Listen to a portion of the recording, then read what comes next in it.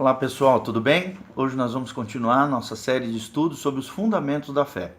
Hoje nós vamos abordar sobre o juízo eterno de Deus. O juízo eterno, esse é o nosso tema. E quando falamos acerca disso, vemos que o juízo eterno refere-se ao juízo ou sentença que Deus já deu para a eternidade.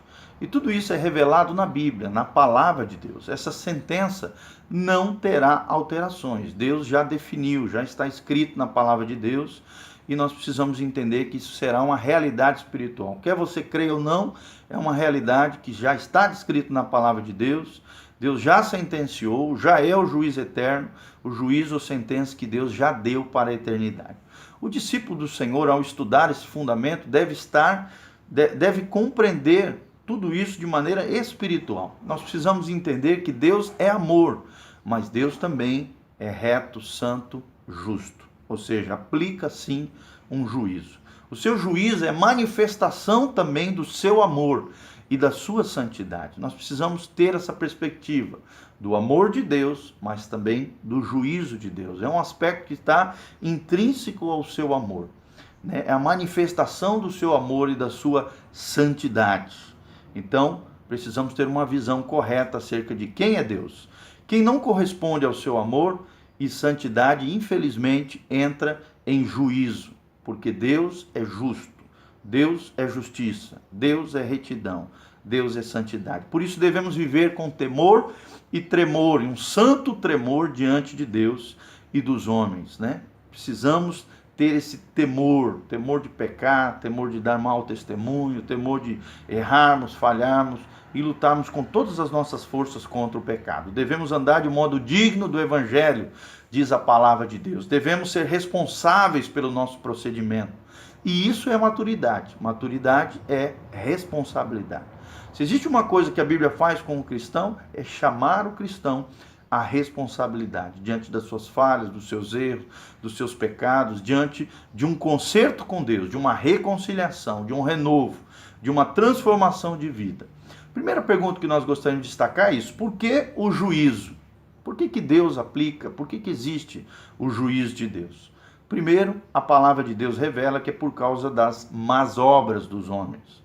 Nós vemos isso claramente em João capítulo 3, 19, Romanos 2, de 5 a 6, 1 Coríntios 5, 10 e Gálatas 6, de 7 a 8.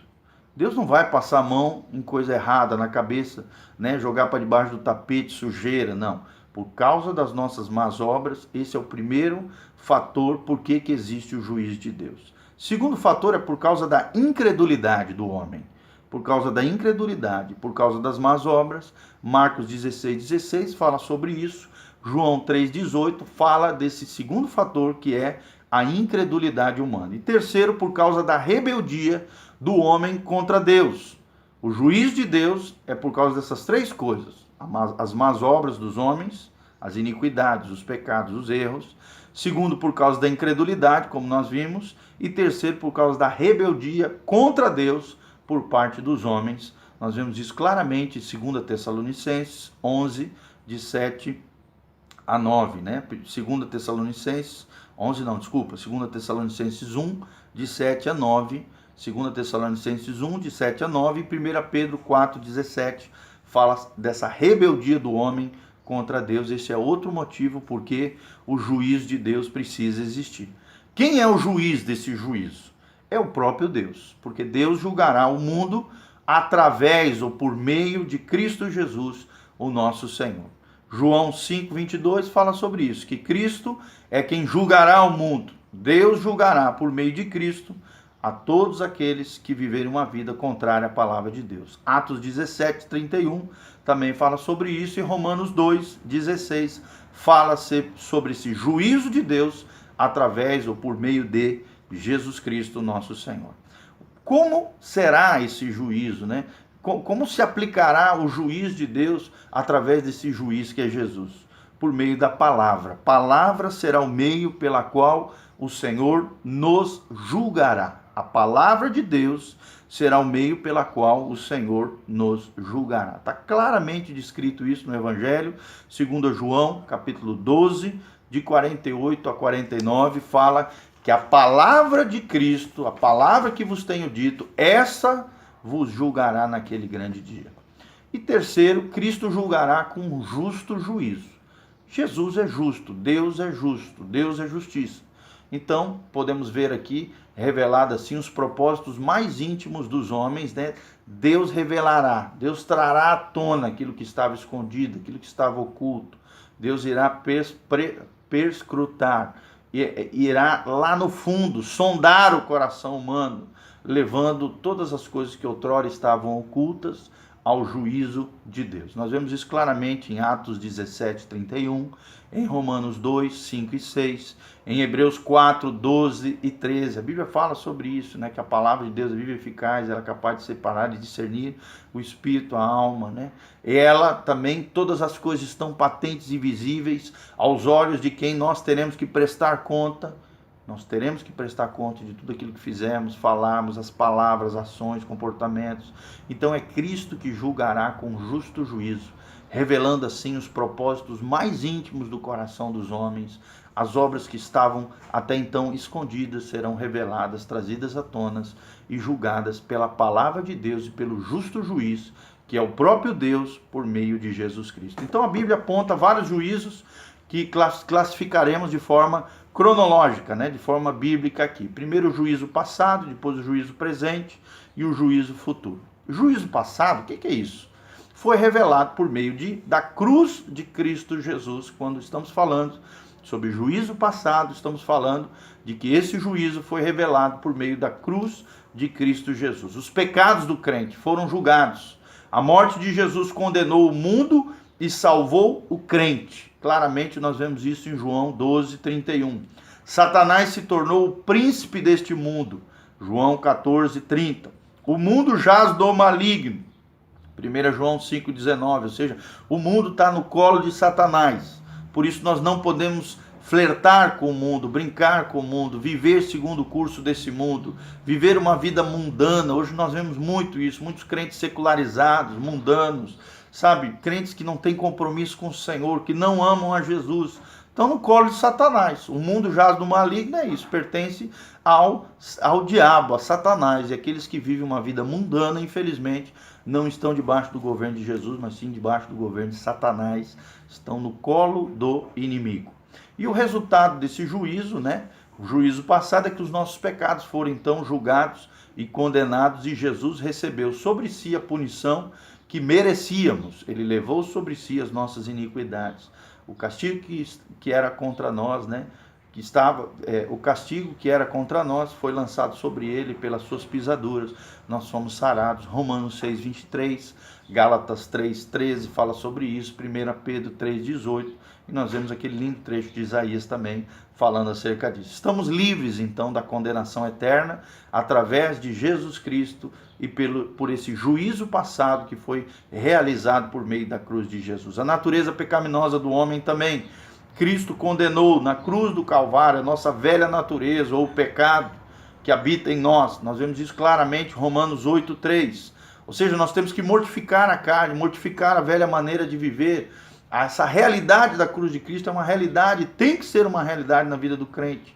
Como resultado, a morte e a crucificação de nossa velha natureza, inclinada ao pecado, foi revelada ali na cruz do Calvário. Romanos 6, 1 a 6, né? Romanos capítulo 6, de 1 a 6, Romanos 8 também, de 1 a 4, fala sobre isso, e Gálatas 5, 24 também fala sobre essa crucificação da nossa velha natureza inclinada para o pecado. Como Paulo, podemos afirmar: estou crucificado com Cristo, logo já não sou eu quem vive, mas Cristo vive em mim. Gálatas 5, 2, 19 e a 20, né? 19 e 20. Será que Cristo realmente vive em você?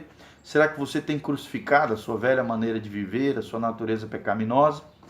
Terceira verdade que nós vemos sobre a cruz de Cristo é que o diabo, né? O diabo com a cruz de Cristo. A cruz de Cristo marcou então a derrota do diabo e das suas pretensões malignas acerca da humanidade. Nós vemos isso claramente em Hebreus 2, 14 e 1 João 3, 8. A cruz de Cristo marcou a derrota do diabo e das suas pretensões. Quando ele pensou que havia vencido, havia triunfado, na verdade ele foi envergonhado e Jesus triunfou sobre eles de maneira gloriosa.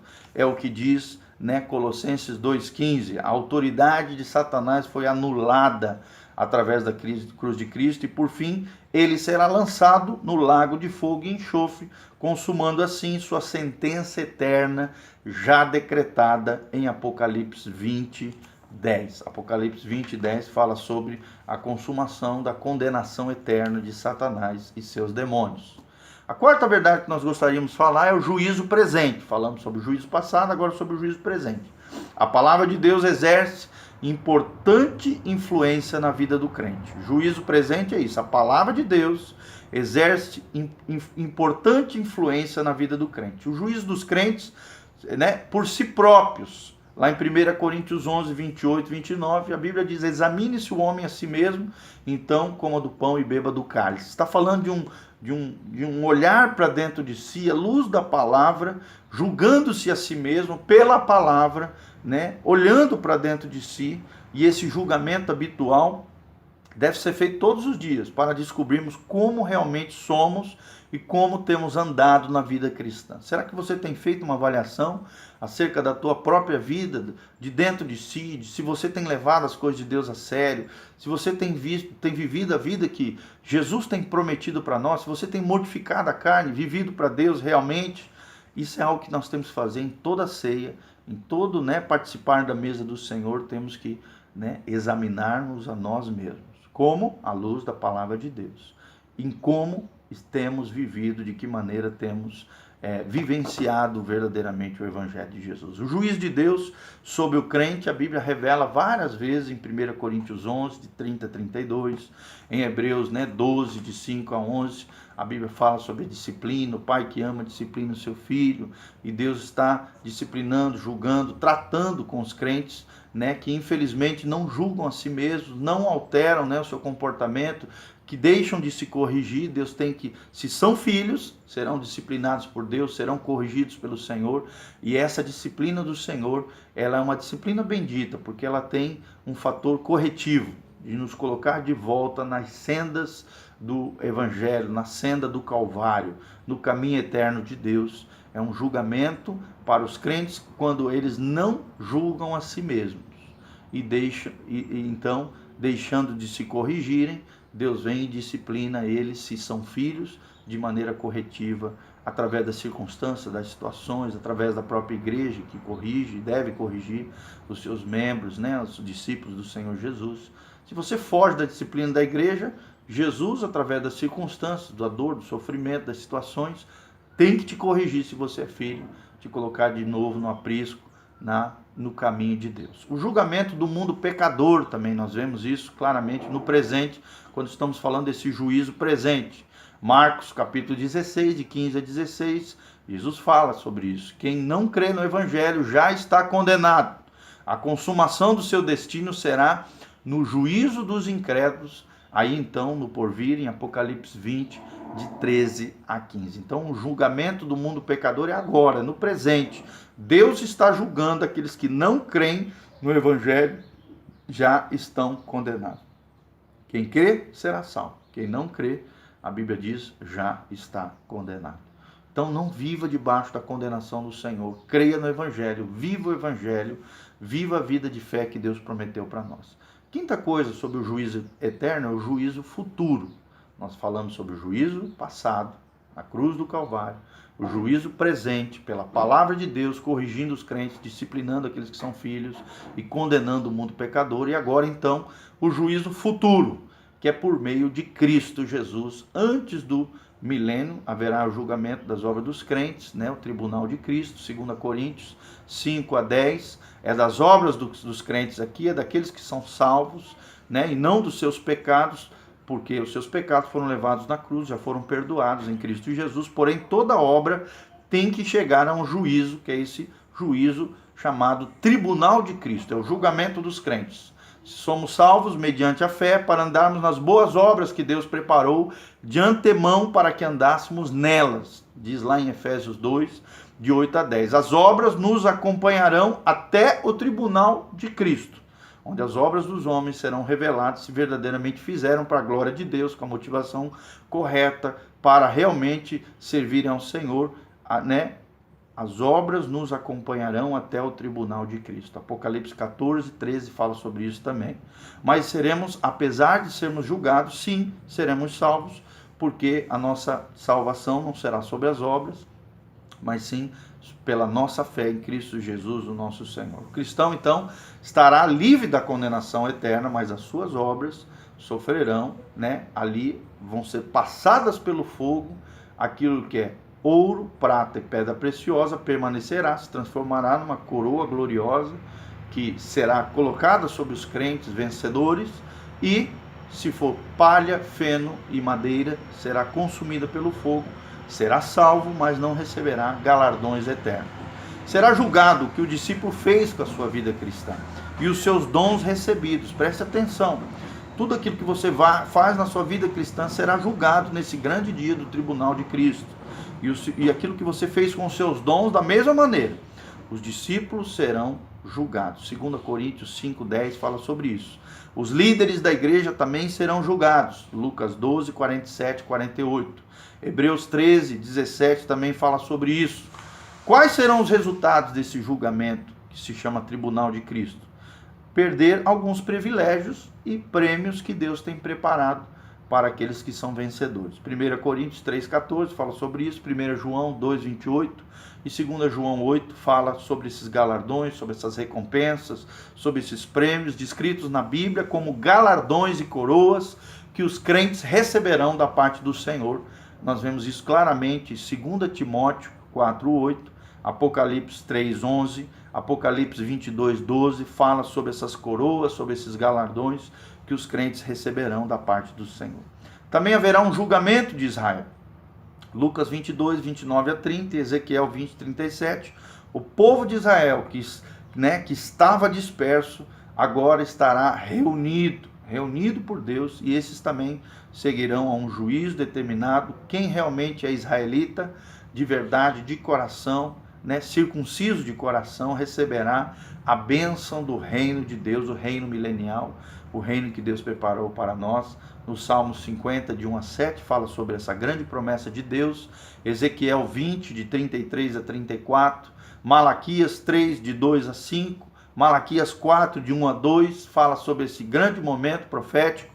Hebreus 10, de 30 a 31 também fala. Quem será julgado? Os religiosos hipócritas, como diz o Salmo 50, de 7 a 15. Os ímpios serão julgados, no Salmo 50, de 16 a 21, também fala sobre esse julgamento. E a palavra afirma que muitos israelitas serão salvos no final da tribulação. Ao entrar no milênio, haverá esse julgamento, de Israel, um julgamento das nações também. Mateus 25, de 31 a 46. Qual será o local? O Vale do Megido, o Armagedon, que é essa grande guerra, de Jesus e dos seus, de Israel avivado, redimido, e também do anticristo e os seus seguidores, que fomentarão no Vale de Megido essa grande batalha conhecida na Bíblia como Batalha de Armagedon. Nós vemos isso em Joel 3:2, em Apocalipse 16:14, em Apocalipse 19 também, de 11 a 21, acerca dessa grande batalha conhecida como a Batalha do Armagedon. Quais serão os resultados? Os justos então entrarão, depois desse período da tribulação e esse grande reavivamento sobre Israel, no reino de Deus, no reino milenial, no reino milenar. Nós vemos isso claramente em Mateus 25, 34. Os ímpios não entrarão no reino e serão condenados ao castigo eterno. Mateus 25, 41, que é aquele, fala claramente desse juízo dos bodes, das ovelhas, fala sobre todo esse julgamento que haverá depois dessa grande guerra chamada Armagedon. Depois do milênio, Apocalipse 20 também trata do milênio, e os versículos 7 a 15 tratam desses juízos de Deus, do diabo, sobre o diabo, e consequentemente também sobre os seus anjos, os anjos rebeldes, os demônios. O versículo 10 fala sobre isso. Mateus 25, 41 também fala sobre esse juízo, e também fala sobre o juízo sobre os incrédulos. Versículo 11 e 15 também fala lá em Apocalipse 20, trata sobre esse juízo sobre os incrédulos. É o julgamento, haverá então o julgamento dos anjos, 1 Coríntios 6, 3. Os santos, então, irão julgar os anjos juntamente com Cristo, a quem o Pai confiou todo o julgamento. João 5, 22 fala sobre isso. Lógico que esses anjos são aqueles que servem a Satanás, os demônios, conforme nos declara Mateus 25, 41. Esses anjos serão julgados. O diabo e seus anjos foram julgados na cruz, já são derrotados, já foram julgados, né? Mas aqui então serão condenados para o lago de fogo e enxofre, a morada eterna de condenação eterna para aqueles que se rebelaram contra Deus. Também haverá o julgamento dos incrédulos. A Bíblia fala claramente sobre esse juízo final, o juízo dos incrédulos, o juízo dos ímpios. Apocalipse 20, de 11 a 15. Quem será julgado? Serão o restante dos mortos, a segunda morte, a morte física e espiritual, descrita em Apocalipse 25, onde serão banidos da presença de Deus para todo sempre, julgados eternamente e lançados no lago que arde com fogo e enxofre. Aqui os mortos referem-se verdadeiramente aos incrédulos. Até então os crentes em Jesus já ressuscitaram, reinaram com 1000 anos com Cristo e estão vivos com Deus.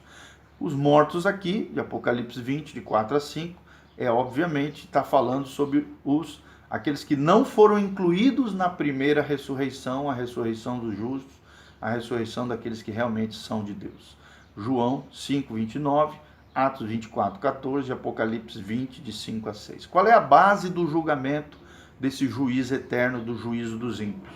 De acordo com o registro das suas obras, das obras ímpias, nos livros de Deus, a Bíblia fala claramente que os livros serão abertos e os homens julgados segundo as suas obras. Haverá, segundo parece, graus de culpabilidade.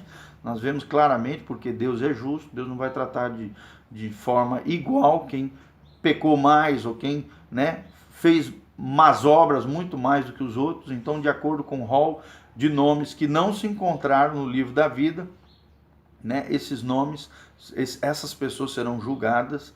E nós vemos claramente, né, de acordo com o rol de nomes no livro da vida, somente mediante a fé em Jesus é que nossos nomes são arrolados no céu para a eternidade. Quem não for encontrado no livro da vida será julgado por esses livros que serão abertos e, segundo as suas obras, esses homens serão julgados eternamente e lançados, punidos, condenados no lago que arde com fogo e enxofre, junto com Satanás, seus demônios, o inferno e a morte. Tudo isso será lançado nesse lugar, nessa morada de condenação eterna, de tormentos eternos por toda a eternidade. Apocalipse 20, de 12 a 15, fala sobre isso, e Lucas 10, 20 também trata sobre esse assunto. Resultado do julgamento: todos os que comparecerem diante do trono serão julgados e dados como culpados e lançados no lago de fogo e enxofre, que é conhecido na Bíblia como segunda morte. Então, entenderam? A primeira morte é a possível morte física, daqueles que já morreram, daqueles que ainda vão morrer. A segunda morte é a morte eterna, a condenação eterna, depois dos juízos eternos, né? Depois do milênio, depois do juízo do grande trono branco. No final do perfil profético, de todo o projeto profético de Deus, onde esses serão lançados no lago que arde com fogo e enxofre. Então, nós vimos acerca, né, do juízo final, vimos que realmente o juízo de Deus vem por causa das más obras, por causa da incredulidade, por causa da rebeldia contra Deus. Vimos quem é o juiz, né? O juiz é o próprio Deus, que por meio de Cristo, por meio da sua palavra, julgará todos aqueles que não se arrependerem. Cristo julgará com justo juízo. Não precisa se preocupar, o nosso Jesus, ele é um justo juiz. Nós vimos sobre o juízo passado, que foi a cruz de Cristo, que já julgou o pecado, a natureza pecaminosa, Satanás e os demônios, que serão somente condenados depois, mas já foram julgados. Juízo passado na cruz do Calvário. Falamos sobre o juízo presente, que é a palavra de Deus, que exerce uma importante influência julgando o crente hoje, ao se autoexaminar, ao se autocorrigir, né, corrigindo a si mesmo através da palavra, através das disciplinas de Deus. E falamos também sobre o juízo futuro, que é por meio de Cristo Jesus, né? Antes do milênio, nós vemos claramente o juízo sobre Israel, o juízo sobre as obras, né, dos crentes no tribunal de Cristo, falamos sobre isso, o julgamento sobre Israel, o julgamento das nações no Vale de Megido, né, no Armagedon, e depois falamos que depois do milênio também haverá esse julgamento dos anjos, julgamento dos incrédulos, que é o que a gente comumente conhece como juízo final. Tá bom? Então, toda essa parte de juízo, de julgamento, está muito claro na palavra de Deus. É claro, nós falamos de maneira básica, breve, muita informação, bastante versículos bíblicos, todos embasados na palavra de Deus, dentro daquilo que nós estamos falando, acerca desse assunto tão importante que é o juízo eterno.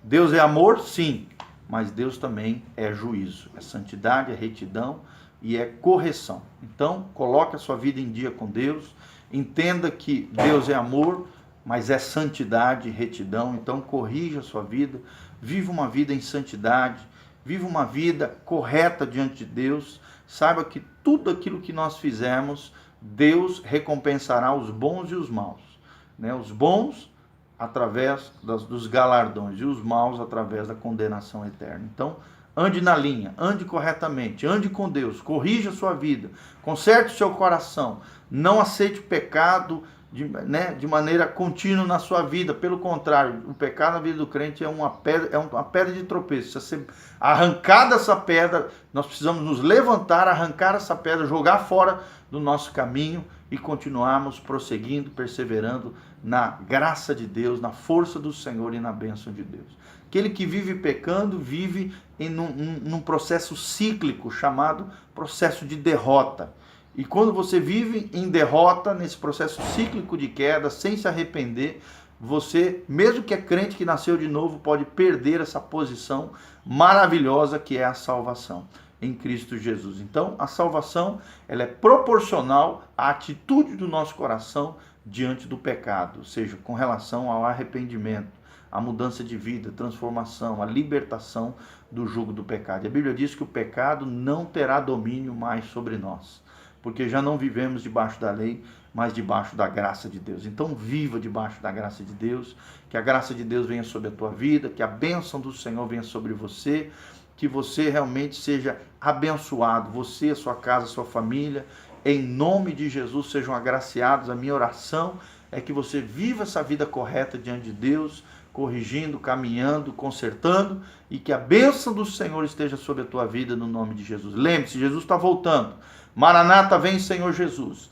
Hoje é tempo de se arrepender, de mudar de vida, de se entregar completamente, plenamente ao Senhor, transformando a nossa vida e nosso coração e deixando Jesus governar, vivendo a vida no Espírito, debaixo do governo e da direção do Espírito Santo do Senhor. Que Deus te abençoe no nome de Jesus. Curta aí o nosso vídeo, compartilhe, multiplique essa visão extraordinária sobre o juízo eterno de Deus e que a bênção do Senhor venha sobre você, sobre a tua casa e sobre a tua família. Em nome de Jesus. Amém e amém. Um beijo do pastor Giovanni. Curta aí, facebook.com/meditando em Deus, nosso projeto que visa edificar e abençoar a sua vida. E também o nosso canal PR Giovanni, compartilha. Temos mais de 3.000 inscritos, vamos crescer cada dia mais para a glória de Deus, para a honra e glória do Senhor. E que Deus te abençoe no nome de Jesus. Amém. Valeu, galera.